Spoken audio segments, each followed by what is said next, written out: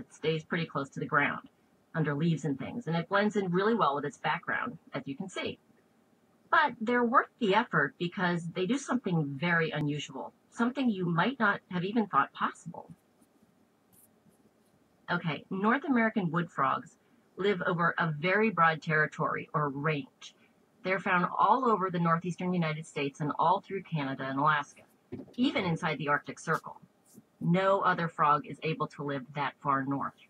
But wherever they live, once the weather starts to turn cold and the temperatures start to drop below freezing, as soon as the frog even touches an ice crystal or a bit of frozen ground, well, it begins to freeze.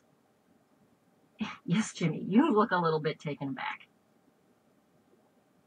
Wait, you mean it's still alive, but it freezes? Solid? Well, almost. Ice forms in all the spaces outside cells, but never within a cell. But then how does its heart beat? It doesn't. But how can it do such a thing?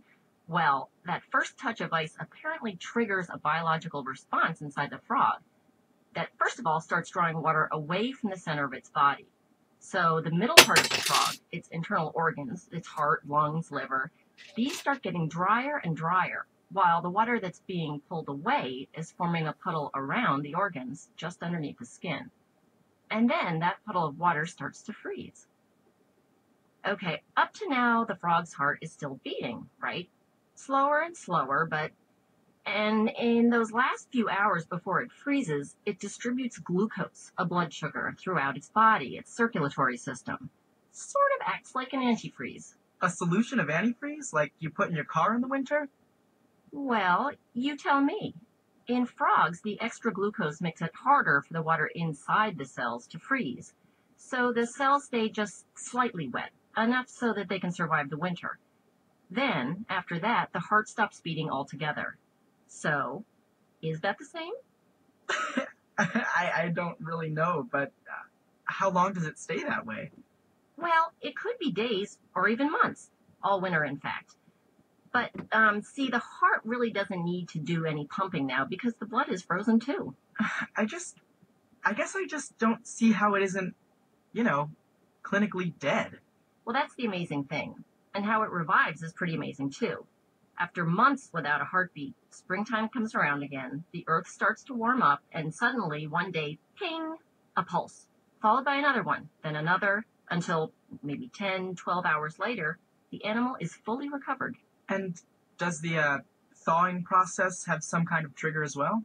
Well, we're not sure, actually. The peculiar thing is, even though the sun is warming the frog up on the outside, its insides thaw out first, the heart and brain and everything.